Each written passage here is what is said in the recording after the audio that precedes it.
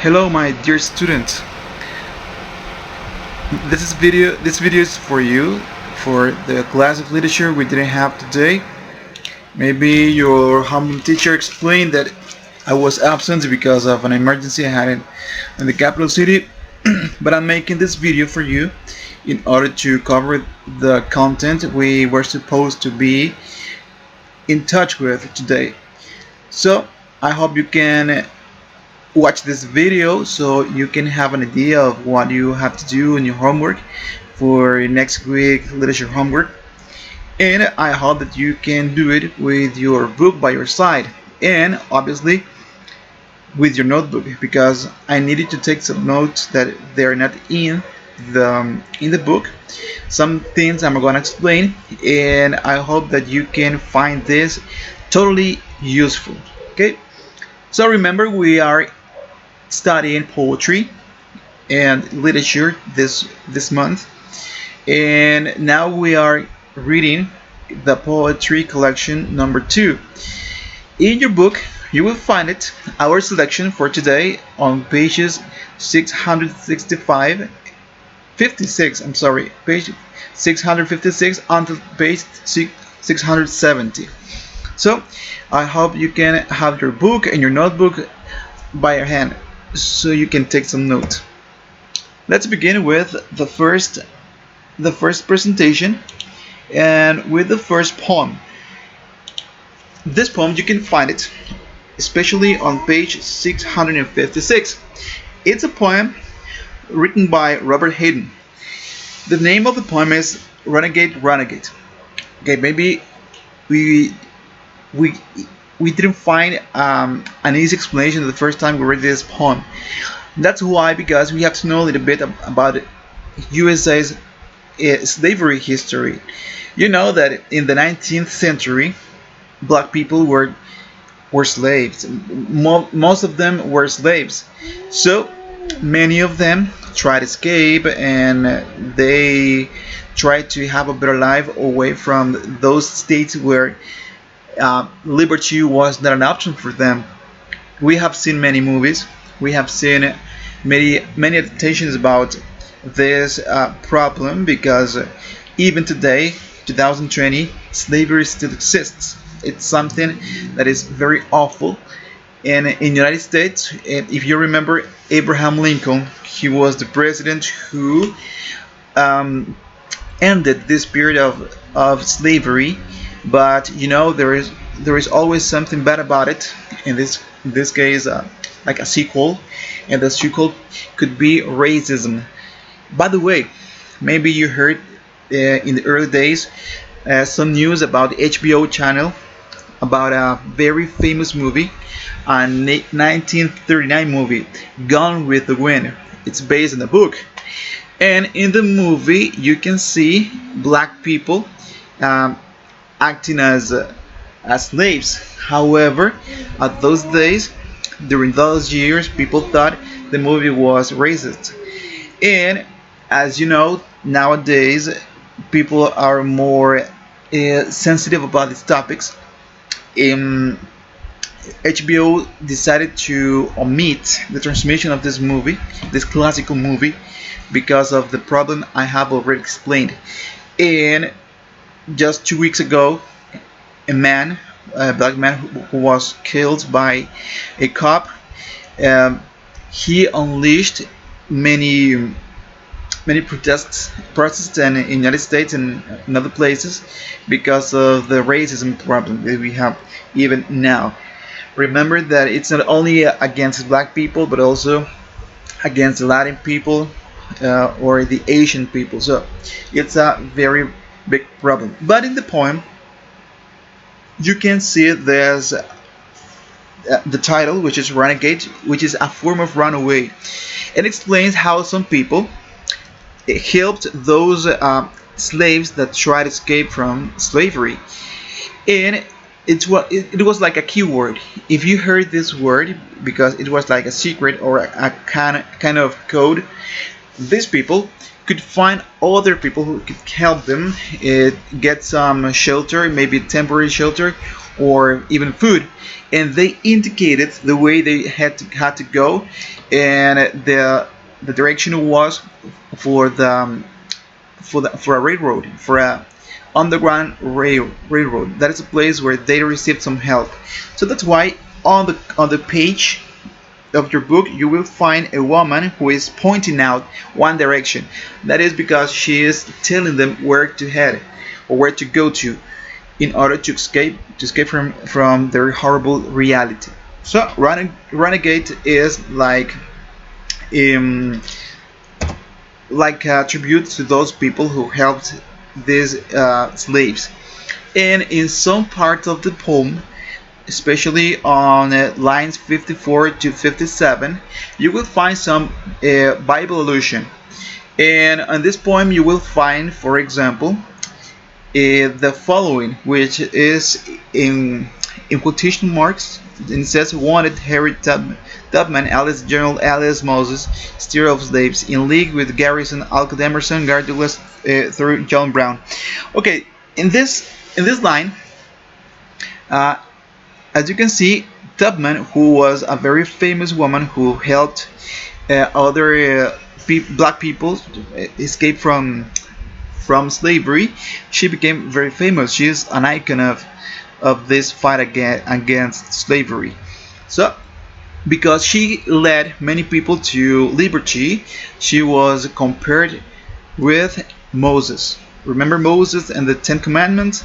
So, here we can see her with a gun and leading other people to liberty. And remember, in the Bible, Moses is the man who freed the people of Israel from Egypt slavery. So she was compared this way.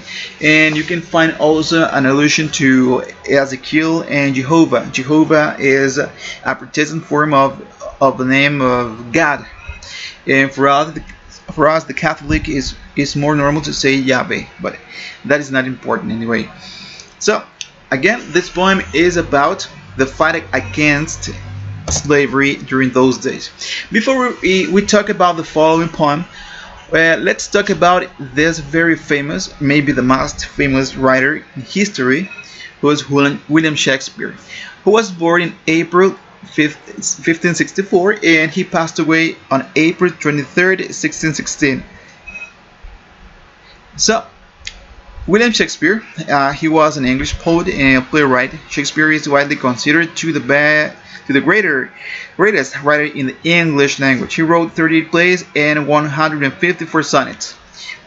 And maybe the most famous plays are Romeo and Juliet,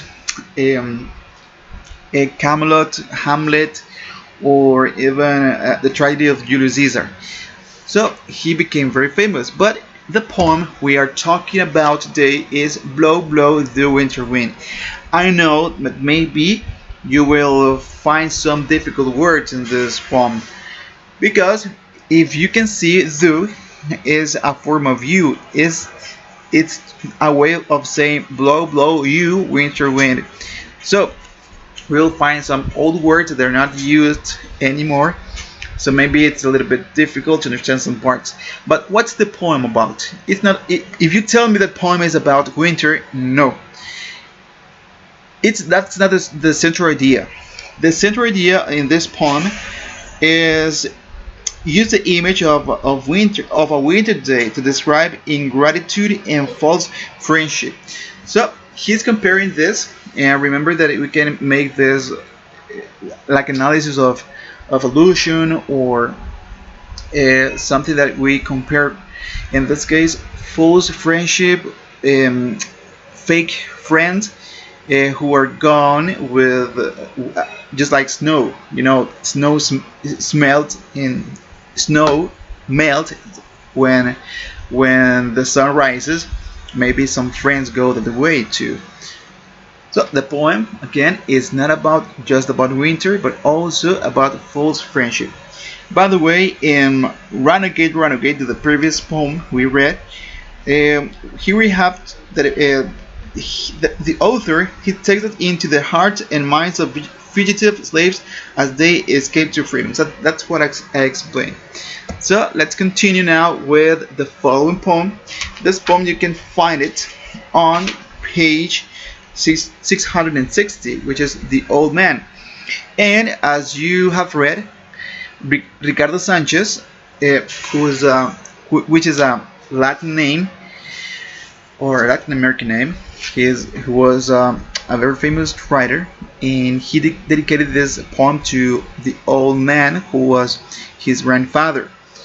And Ricardo Sanchez used many Spanish words in this poem. So, for example, you will find some words like indio, pueblos, coronado, los españoles, Chile verde. So he used many Spanish words because he cannot omit his Latin roots. So that's why in this poem dedicated to his old man, his grandfather, he used these Spanish words. And obviously it's like an ode. An ode is like homage to a person who deserves it. So it's a very beautiful poem.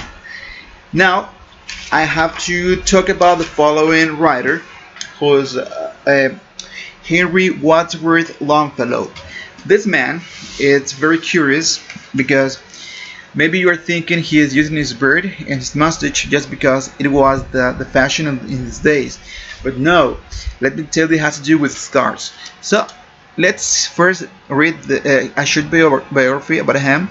And here we can find that in 1836 he began teaching at the Harvard University. So he was a teacher in this very famous university. In 1843 he married Frances Appleton and had 6 children together. His wife died tragically from being severely burned after her dress caught on fire. So can you imagine? His wife died that way because her dress caught on fire and she died burned. So it's a terrible death.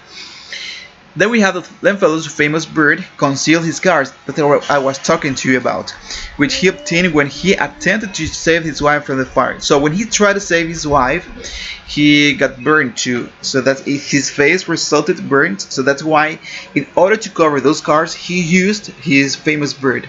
And finally, here we have that he translated Dante's Divine Comedy as means of comfort.